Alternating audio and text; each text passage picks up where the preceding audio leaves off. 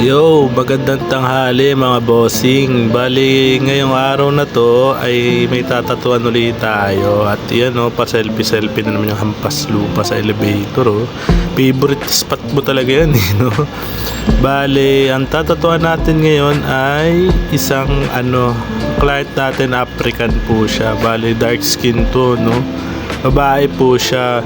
Bali, yung asawa niya nakapagpatato na sa akin dati at ito nga po si Madam gusto rin daw niya magpatato ng colored. Kaso nga ang problema natin dito is dark skins po siya, nabubulol pa ako.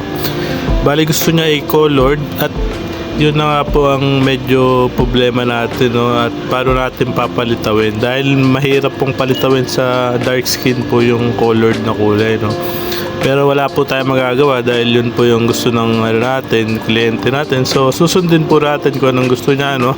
Bali nung una nag-suggest ako na gawin na lang black and gray, pero ayaw talagang pumayag ni Madam, no? So gawin na lang natin kung ano yung gusto niya. At ito na nga, susunduin na natin siya sa may metro. At iyan na sila. Bali si Sir ay bouncer yan. Bouncer yung asawa niya, kaya malaking tao talaga. Ayan si Boss, oh. Kita nyo naman, bata pa yan pero napakalaking tao niya. At yung asawa niya is yung magpapatato. Bali nagpapatato na rin niya sa akin si Boss dati ng armband, tsaka dati pa matagal na panahon na. Tapos ito nga, dito na kami sa bahay, dinikit na namin yung stencil niya. Sa upper arm po yung design niya. Bali rose po na colored, no? Red po siya. So ito nga po, gagawin na natin kung anong makakaya natin sa design nito ni Madam. At talagang nahirapan din yung hampas lupa dito, no? Kasi medyo mahirap palitawin talaga yung kulay nito. Pero wala tayong magagawa dahil yung choice ng Madam natin, kailangan natin sundin yun. At ito na nga, bali nagsimula tayo sa linya-linya. Ang gamit ko dito is 7RL po, no? Sa line. Bali papitik-pitik lang tayo at medyo nahirapan. Konting puras lang kasi hindi ko talaga masyadong makita yung no, nilalapatan natin. At medyo dark skin nga siya. Ganun po talaga pagka dark skin, medyo mahirap tatuan. Pero kailangan natin kasi trabaho natin yan kailangan natin yung gawin kahit anong mangyari, no? Gagawin ng hampas lupa yan, gagawa yung solusyon yan ng hampas lupa. At ito na nga, bali dito nag-shading na tayo ng konti.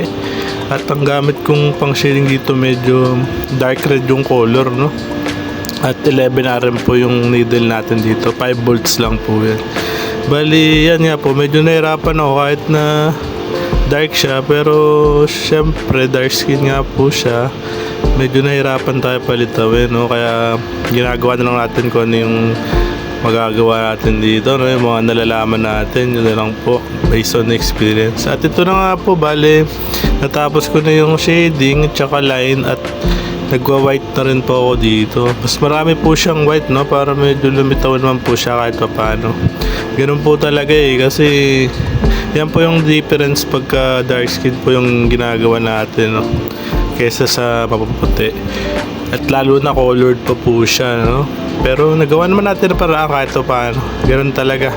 Kailangan natin yan At ito na nga, nagpuputi-puti na tayo sa mga highlights lang tayo sa gilid-gilid. At natapos na nga. At iyon, bula-bula, gurin mo na yan. At iyon na, nakita na yung tattoo ni Madam. Yan, kaya nang bahalang musga mga bossing kung anong naging resulta yung tattoo ni Madam. Bale, yan lang yung nakayanan ng hampas lupa. Talagang napakahirap po, no?